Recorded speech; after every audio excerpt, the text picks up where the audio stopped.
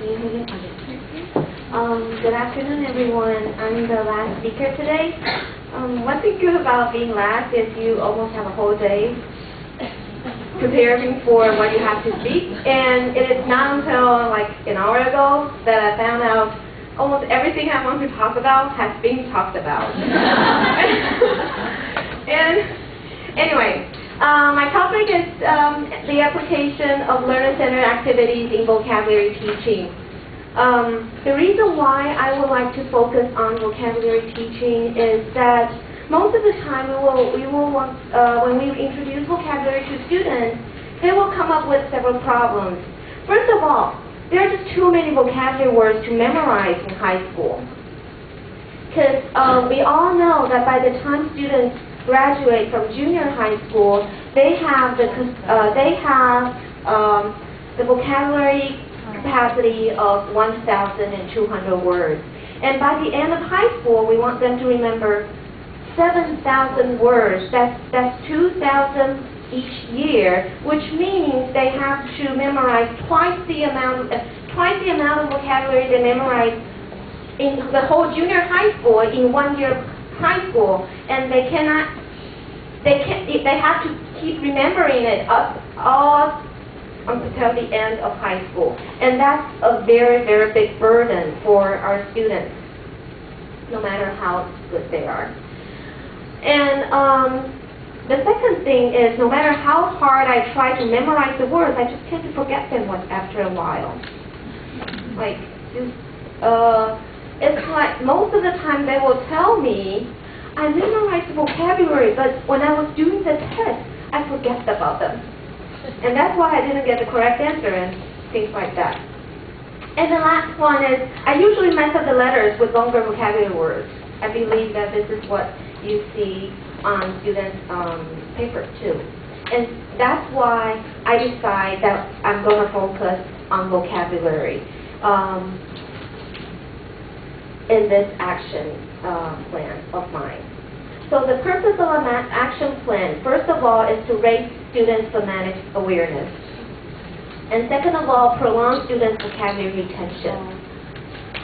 And the third of all, decrease students' unreasonable spelling errors, such as if you spell impossible like impossible. Okay, I don't know why students do this, but I do read these on some of the papers that they do, like they mess up the NP. Or reluctant as recalcitrant. Like they know that there is a P, there is a C, there is a R, but they just don't remember where they are. Okay? One reason for these is that Chinese and English are basically very, very different types of languages. English is simply a phonemic language, so you actually write down what you hear. But Chinese is not. Chinese people, we having Mandarin Chinese as our native language, we usually see one word as a whole. I mean, all the words are little pictures. So they're like, if I'm writing 2 characters, it's like 2 little pictures. But for English speakers, it is not 2 little pictures. It's like, it's the sound they hear that matters. So students will write like this because they see English words as little pictures. So they are remembering that, like, this is a word with a very lowercase letter and up a little bit and then down. So they remember that there should be something up somewhere in the letter, in the word. So that's why they usually mess up with the letters. And this is also the reason why I think phonetic awareness is very important in teaching vocabulary, especially when most of our students are having Mandarin Chinese as their native language. And this is my student's profile.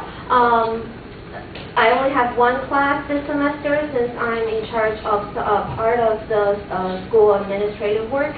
So it's class 202. It's an 11th grade class with 42 female students. Students' percentage for basic competence test is around 80 to 90. And the curriculum of this class features more in science and math than in humanity courses, which is very, very bad because they spend almost no time on English. And some students have pretty low motivation in English learning because that's part of the reason why they choose the science and math as their focus, because if they're more interested in English, they might choose humanities courses. And I did this. I started in late October and ended in early January. From October to November, what I do was to raise students' phonemic awareness. We did vocabulary cards, and then in December and January, I started letting students put words into content, and we did running dictation, and we did a questionnaire. So this is how I raise students' phonemic awareness. I asked them to read the words out loud by following me. So I simply read the words out loud every time I come across the word. I will read the word to them and make sure that they know how to read the words. And spell the words by syllables. It's like if you spell awareness, I will spell it like A-W-A-R-E-N-E-S-S. And when I read it to the students, I will say A-W-A-R-E-N-E-S-S. Usually, it's like when we are doing the vocabulary test, we will ask students to exchange their papers, and we will do vocabulary checks. And even when we are doing the vocabulary checks, I will read the letters by their syllables. So they will hear the words spelled out by syllables, like all the time. So it's, for example, spontaneously, I will say S-P-O-N-T-A-N-E-O-U-S-L-Y. Always like that. And also, here's another example. It's innovative, I-N-N-O-V-A-T-I-V-E. That's how I always read it. And then I pronounce the sounds when I spell it on the blackboard. I mean, if I want to spell out innovative on the blackboard, I will say loud enough for all of the students to hear me, I-N-N-O-V-A-T-I-V-E, and I will say V-A-T-I-V-E, and this is most cases it's like that. And okay, this is very this is not an activity actually, but this happens every day in my teaching, that I read the words out loud, I spell out the words by syllables, and I pronounce the sounds with spelling. And I found out during my action plan that this is some habit that we have to build, because usually we don't do that. I mean, we don't read words like I-N-N-O-V-A-T-I-V. We don't read things like that, but we just have to build up the habit. And we did, this is called the telephone number activity. The purpose of this activity is to raise students' phonemic awareness and help students to know that to know the sound-letter connection, to understand the sound-letter connection. The activity is like this. Oops. All right. So this is the telephone number activity. So if you have 1 in your telephone number, you have to read beat. If you have 2, you have to read sit. 3 is boot. 4 is bat, and so on and so forth. So if you have a number like 293688847, this is my school number, what would you say?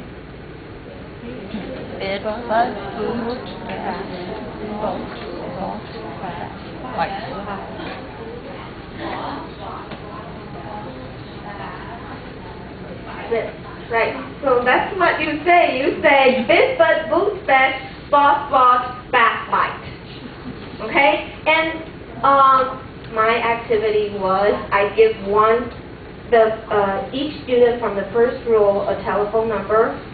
They have to recite it to the person in the back of them, and then in the bit form, and then they will pass it all the way to the last person, and the last person will write down the number and then pass it to the front and see if they've got the correct one.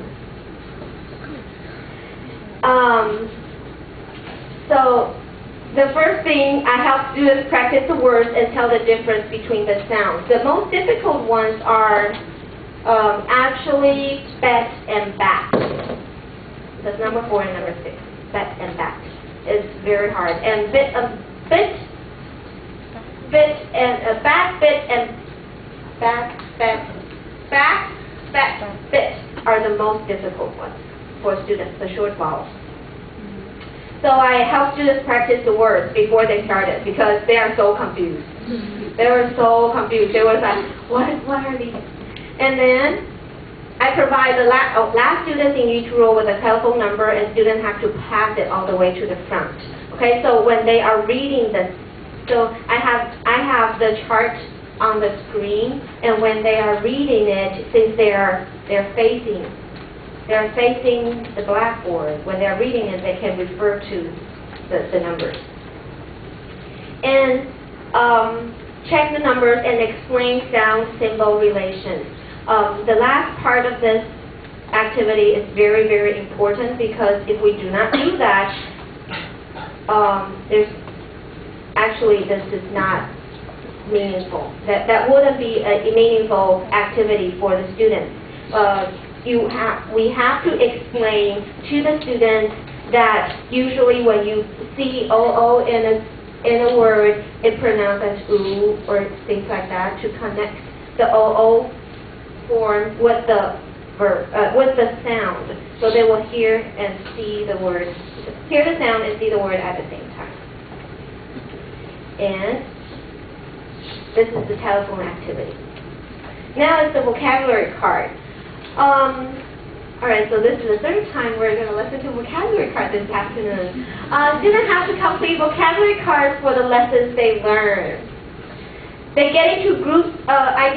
The first time I do vocabulary card activity, I divide them into groups, and we did vocabulary cards in class. So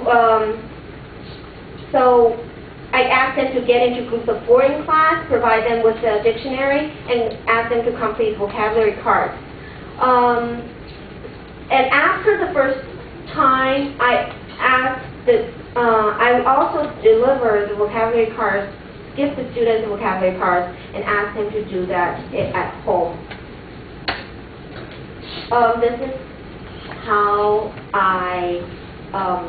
This is what the vocabulary card looks like. So my instruction is this is the word. So you have to find out the word in your reading and write the sentence here. Okay? And read the reading and guess what the word really means, and write down your guessing here. Then check out in the dictionary and see if your guessing is correct. Okay? Through this guessing process, they learn that it is actually the meaning of the word is actually related to the content. So different content might bring about different meanings of the word. So they actually think about the meaning of the word, because usually we just talk about the words. And when we're talking about the words, students are taking a lot of notes, but they are not functioning. Their mind is not functioning. So this is how I want my students to function, that to activate their mind. And then usually there are some derivatives, and I ask them to write down the derivatives here. And so I ask students to look up the dictionary in groups, and when guessing the words, they can discuss with each other. And this is for each vocabulary, For each lesson, we have about 10 to 15 vocabulary cards, and then we will staple them and make it into a booklet. So students will have different, like one booklet for every vocabulary, like all the vocabulary for one lesson. And this student is very cute because he illustrates the booklet. And inside the booklet is a vocabulary card, like that. And after we focus on the vocabulary, I want to make it, push the students further to putting words into sentences. During vocabulary instruction, students are asked to make sentences using the words they learn. Through putting words into sentences, I want students to learn to see vocabulary words as part of the sentence instead of vocabulary words itself, because usually our publisher of the textbook gives students those little booklets. I hate them. They will have Chinese, like English on the right side and Chinese on English on the left side and Chinese on the right side, and then students will just remember the English words and the Chinese meaning, and then that's it. Okay?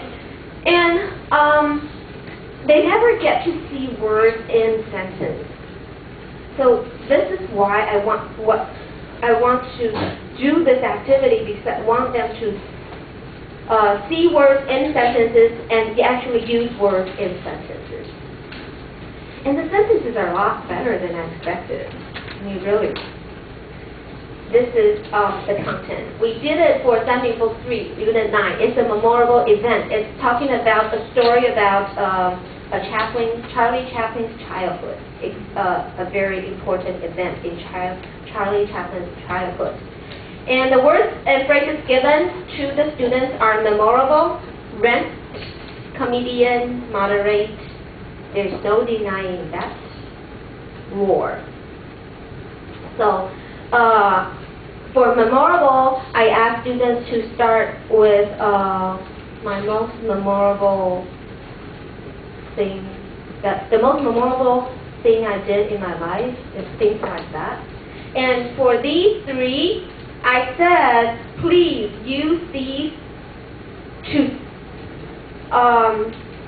in 3 or 4 sentences, 2 or 3 sentences, and write down some information about Charlie Chaplin. And then there's no denying that they have to say something, no denying that something. Roar, it's like, what I gave students was, what do you call this? Suddenly forgot. Oh, quotation marks. Yeah, I asked them to put quotation marks, comma, I roar. So they have to really roar. Write down something that you can roar. So it is a memorable experience for me to watch the Avengers in IMAX. Good. Chaplin is a comedian. He came from a moderate income family. His family was not very rich. They lived in a rented room. This is like an average student in my class, and I'm really impressed with these sentences. There is no denying that Sunday is the best day in a week. What a terrible person you are, I roared. So this is really something that you can roar.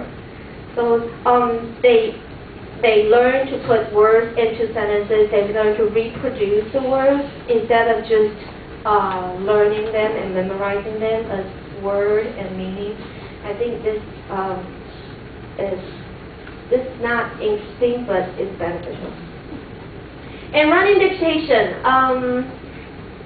My classmate Joanna have talked about running dictation in a very complete manner, and I'm kind of running out of time, so I'll just show you what students did.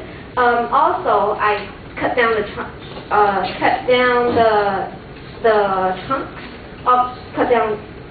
several sentences into chunks, and I placed it outside of the classroom, and then they have to memorize it and recite it back to their classmates.